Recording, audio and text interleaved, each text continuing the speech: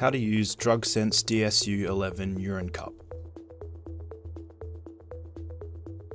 It's easy to use, tamper-proof, and complies with Australian and New Zealand standard 4308-2023. The DSU11 urine drug test cup can detect up to 11 different illicit substances and alcohol.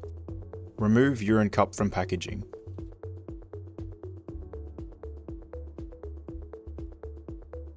Label the device with the donor's information.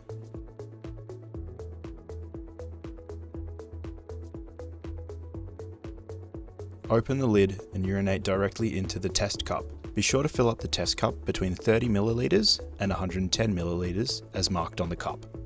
Close the lid securely and place the cup on a flat surface, and then start a 2-minute timer. Peel off the label to reveal test results.